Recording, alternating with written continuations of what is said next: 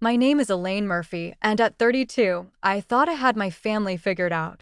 I'd worked hard, built a career in tech, and sent money home to Franklin, Tennessee, to keep everyone afloat. But last month, at a family dinner, everything I believed about loyalty shattered. My parents, my sister, they looked me in the eye and said, "Nobody needs your money or you." The words hit like a slap, their voices cold, unified. My sister nodded along, her smirk cutting deeper than the insult. The room froze, forks clinking awkwardly, but I didn't say a word. I just sat there, staring at my untouched plate while their betrayal sank in. I'd paid for their house repairs, my sister's SUV, her fancy clothing store. Yet here they were, spitting in my face. I could have screamed, walked out, or thrown their hypocrisy back at them. Instead, I stayed silent, my mind racing with what I'd do next. Things they'd never see coming. What kind of family turns on you like that? And what would you do if your own blood made you feel worthless? Stick around, because what I did changed everything. If you're as shocked as I was, drop a comment below. Where are you watching from? Smash that like button, hit subscribe, and ring the bell so you don't miss how this unfolds. Trust me, you'll want to see what happens next. Growing up in Franklin, Tennessee, Sheila and I were close until life pulled us apart. Our small town was all picket fences and church potlucks, but behind closed doors, our family struggled. Dad was a mechanic, always covered in grease, working long hours at his auto shop. Mom stayed home, stitching quilts to sell at local craft fairs, barely making ends meet. When I was 12 and Sheila was 10, recession hit hard. Dad's shop lost customers and bills piled up. I'd hear them arguing at night, their voices sharp through thin walls, worrying about losing the house. Sheila would crawl into my bed, her big eyes scared, asking if we'd be okay. I'd hug her tight, promising I'd always take care of her. That promise stuck with me, heavy like a stone. School became my escape. I buried myself in books, aced every test, and stayed up late studying by flashlight to avoid bothering Sheila. Teachers noticed, pushing me toward math and computers. By high school, I was winning coding competitions, dreaming of a bigger world. Sheila was different. She loved art, sketching dresses in her notebooks, charming everyone with her laugh. While I obsessed over grades, she planned school dances and dated boys. I envied her ease, but I never let it show. My focus was getting us out of that cramped house, making sure Sheila never felt the fear of those recession years again. At 18, I earned a full scholarship to Vanderbilt, studying computer science. Leaving Franklin felt like betraying Sheila, but I called her every week, sending her little gifts, sketch pads, colored pencils. She'd chatter about her dreams of designing clothes, opening a boutique someday.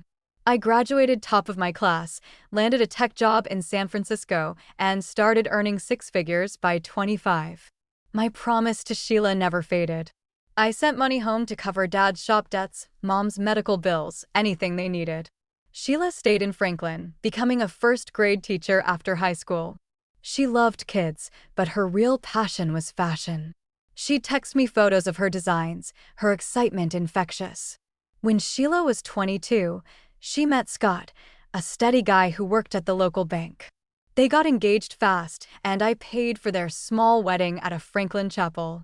Sheila glowed in her white dress, and I felt proud, like I was keeping my promise. But cracks started showing. Sheila would call less, her texts shorter. When I visited, she'd tease me about being Miss Big City, her tone sharp. I brushed it off, thinking she was just stressed. She started talking about opening a clothing store, a startup to sell her designs. I was thrilled she was chasing her dream. I didn't hesitate to help, promising to back her financially. It felt like the least I could do for my little sister. Our paths couldn't have been more different. I worked 80-hour weeks coding for a tech giant, living in a sleek San Francisco apartment. Sheila stayed rooted in Franklin, teaching kids, sketching dresses, and building a life with Scott. I admired her for staying close to home, but I couldn't shake the feeling she resented me. During one visit, she rolled her eyes when I offered to buy her a new laptop, saying she didn't need charity. Her words stung, but I told myself it was just her pride. I kept sending money, believing it was my duty. Dad and Mom relied on it too. Never saying much, just thanking me quietly. I thought I was holding our family together, keeping my promise. But looking back, I missed the signs. The distance growing between Sheila and me, the way her smiles didn't reach her eyes. By my late 20s, I was often supporting my family. But my generosity began to create tension. Living in San Francisco, I worked brutal hours coding for a tech giant. Yet, I always made time to send money home to Franklin, Tennessee. My family leaned on me, and I was proud to help. Dad's auto shop had closed years ago, leaving him and Mom scraping by on his pension and her quilt sales. Their house, a small ranch-style place we grew up in, was falling apart, leaky roof, cracked pipes, outdated wiring. When Mom called, voice shaky, saying they couldn't afford repairs, I didn't hesitate. I wired $30,000 to cover a new roof and plumbing upgrades. Dad thanked me over the phone. His words brief, almost formal. I told myself it was just his way, but the calls from home grew rare, maybe once every few months. My sister was another story.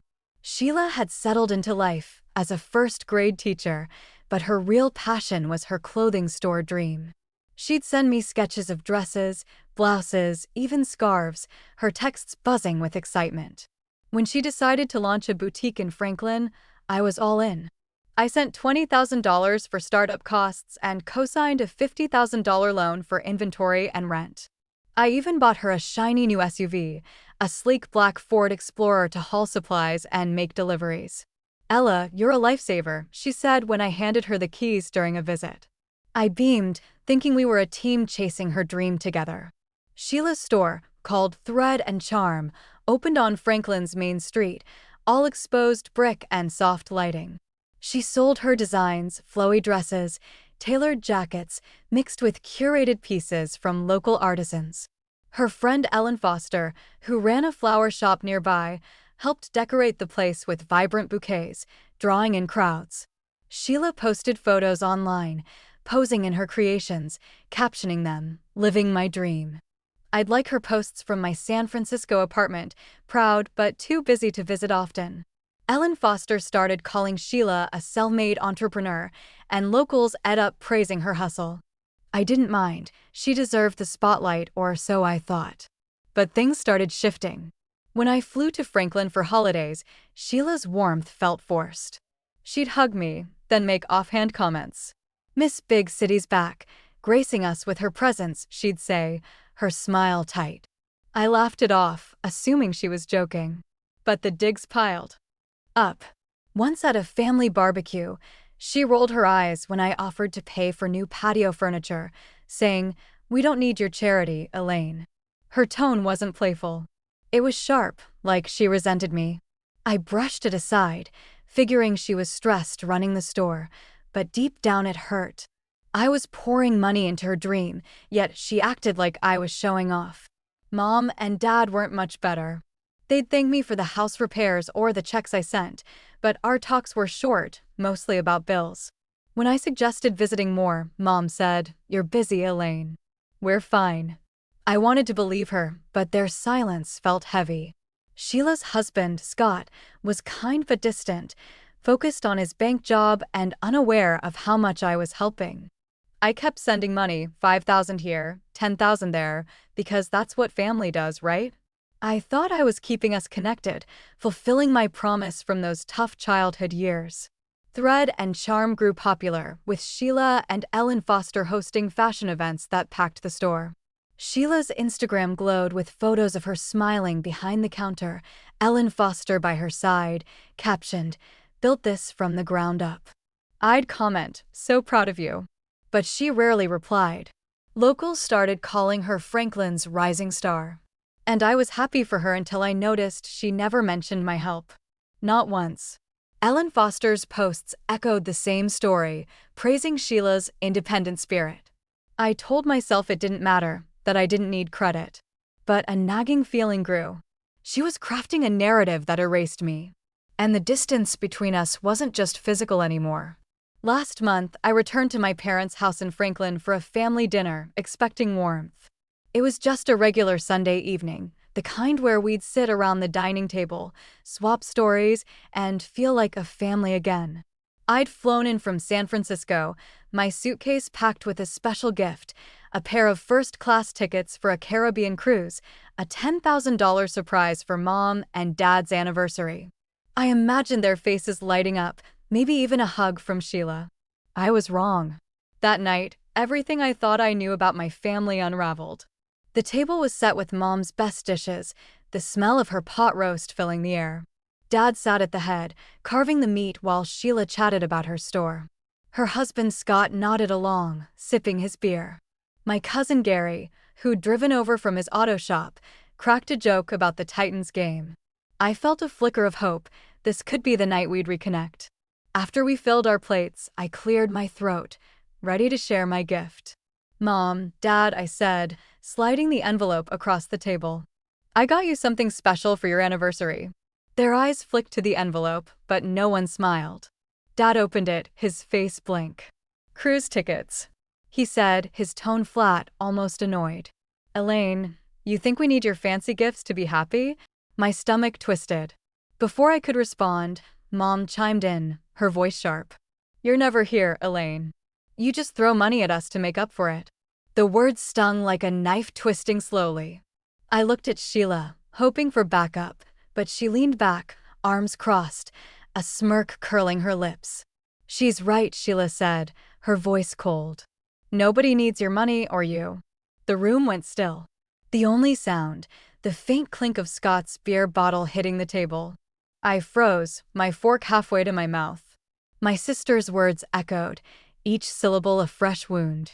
"Nobody needs you." I wanted to scream, to remind them of the house repairs, the SUV, the loan I'd co-signed for her store. But my throat tightened and no words came. I scanned the table, searching for an ally. Scott stared at his plate, his jaw tight, avoiding my gaze. Gary shifted in his seat, picking at his napkin, his eyes anywhere but on me. The silence was suffocating, the rejection louder than any shout. I felt like an outsider in my own family, a stranger at the table I'd helped pay for. "Sheila," I managed, my voice barely a whisper. "Why would you say that?" She shrugged, her smirk unwavering. "It's the truth, Elaine. You think your cash makes you part of this family? You're barely here." Dad nodded, his expression hard. "We've managed without you before," he said. "We don't need you showing off."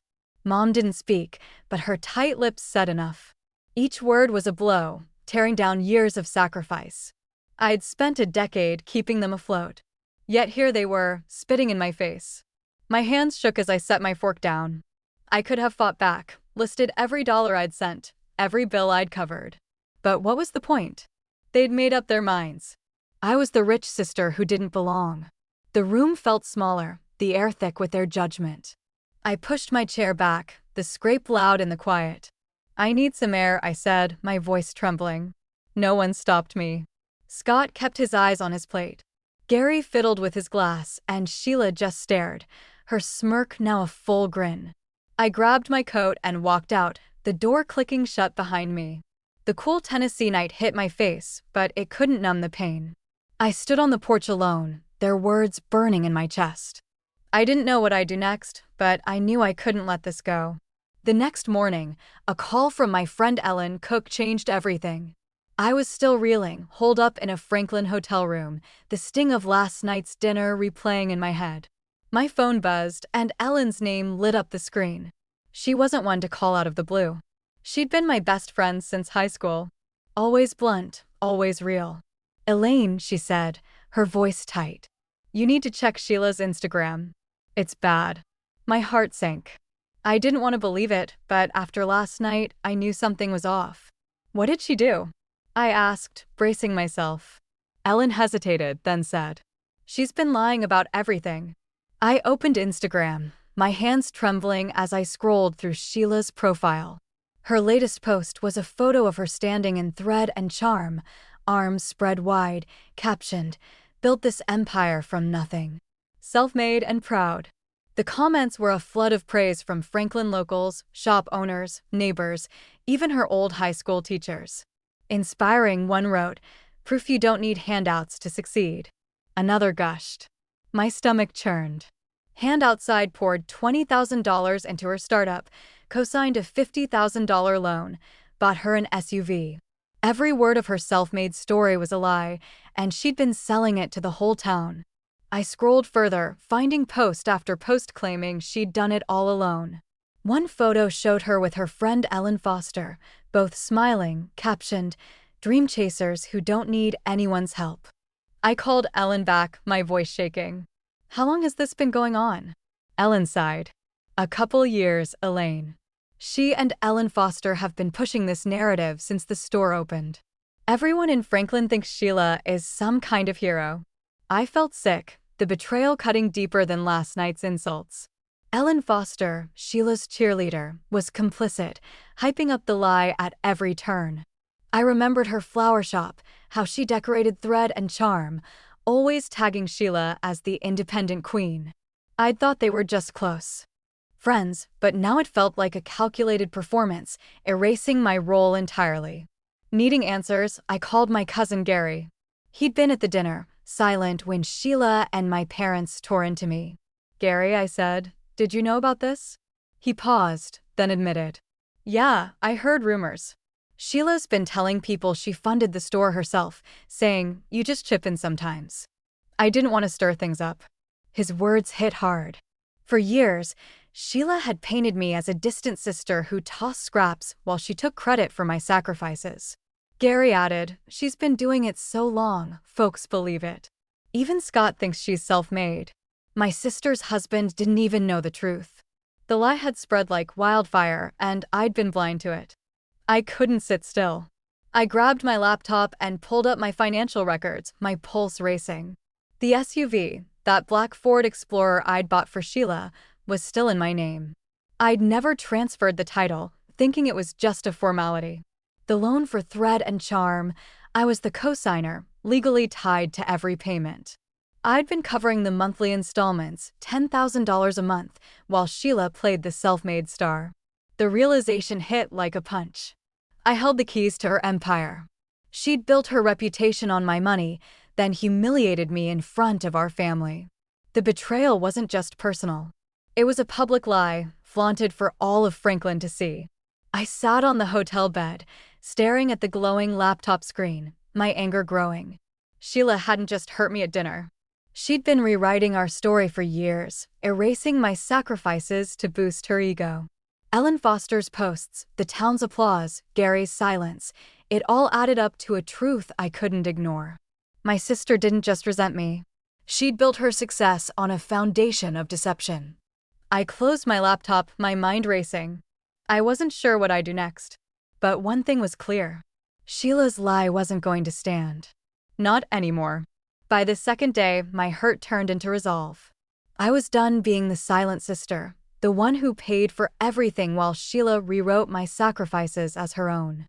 Sitting in my Franklin hotel room, I opened my laptop and called my company's lawyer, Karen Walsh, in San Francisco. I'd worked with her on contract disputes before. She was sharp, no nonsense, and knew her way around paperwork. "Karen," I said, my voice steady, "I need to know my rights on some assets I own in Tennessee." I explained the SUV and the loan for Sheila's store, how they were still in my name. Karen was quiet for a moment, then said, "Ella, you're the legal owner of the vehicle, and as co-signer, you can stop payments on the loan. It's straightforward." Her words lit a fire in me. I wasn't just angry. I was ready to act. First, I tackled the SUV. That black Ford Explorer I'd bought for Sheila wasn't hers, not legally. I called the dealership in Franklin where I'd purchased it, explaining I was the titled owner and wanted it repossessed. The manager hesitated, but once I emailed the title documents, he agreed to send a tow truck. "Do you want to keep it?" he asked. "No," I said firmly. "Sell it. Send me the proceeds." It felt cold, calculating, but I didn't care. Sheila had driven that car, flaunting her self-made image while I paid the insurance and taxes. Within hours, I got confirmation the SUV was towed from her driveway that afternoon. I pictured her confusion, the moment she realized her prized possession was gone, and a bitter satisfaction settled in. Next, I addressed the loan. As co-signer for Sheila's $50,000 loan for Thread and Charm, I'd been covering the monthly payments, $10,000 a month, without a second thought. Karen sent me a draft letter to the bank, stating I'd no longer make payments. I signed it digitally and emailed it to the loan officer, my heart pounding.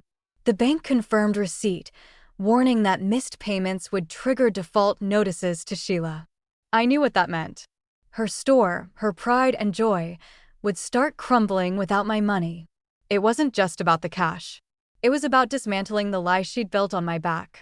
With the legal steps in motion, I turned to Sheila. I didn't want a screaming match or a tearful confrontation. Instead, I typed a message, my fingers steady on my phone. Sheila, I know about your lies. I've stopped paying for the loan and the SUV is gone. I'm done your story. Good luck. I hit send, watched the message deliver, and then blocked her number. No reply, no argument, just silence. It was the cleanest cut I could make. She'd humiliated me in front of our family, erased my contributions, and now she'd face the consequences. I blocked her on Instagram, too, severing the last thread tying me to her world. Days later, whispers started reaching me, even from San Francisco.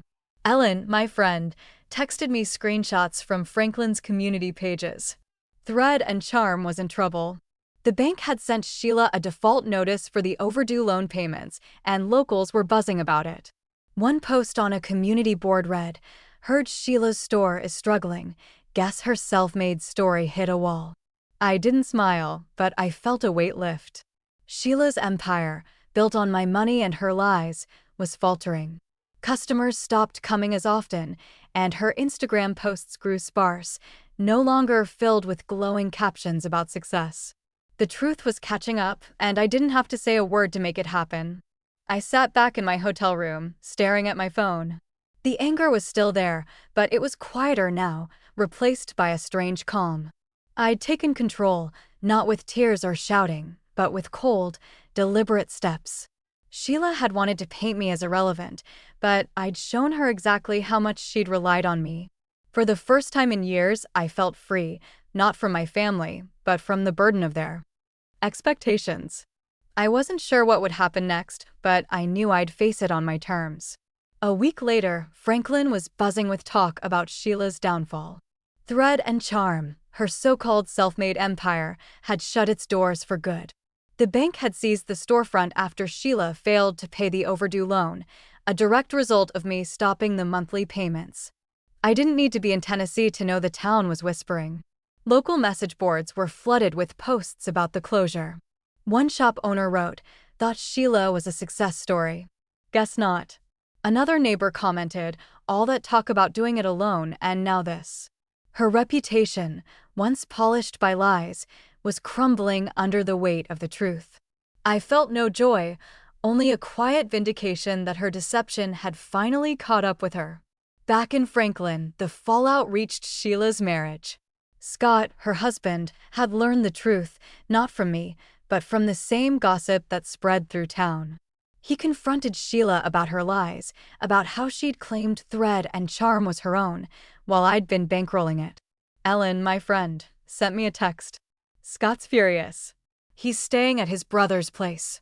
Their marriage, already strained, was cracking under the pressure.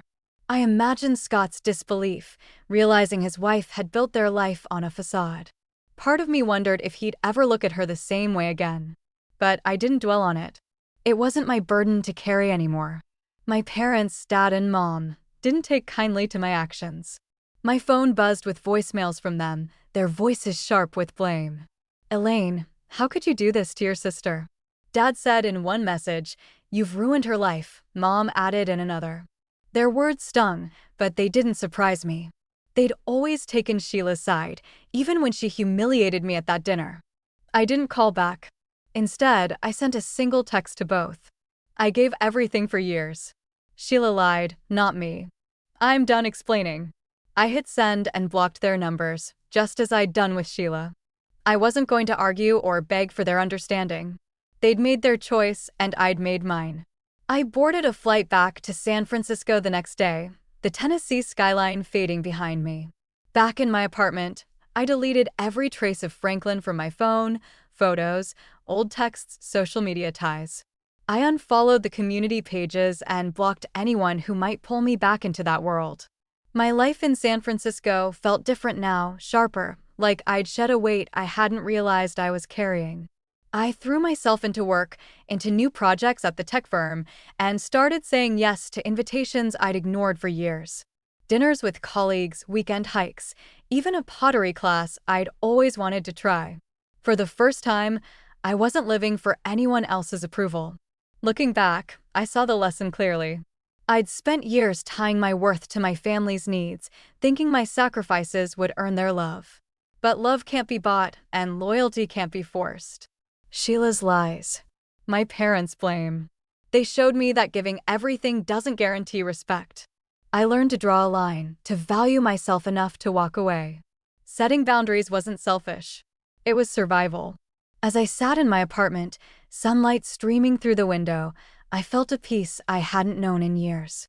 Franklin was behind me, and I was ready to build a life that was mine alone.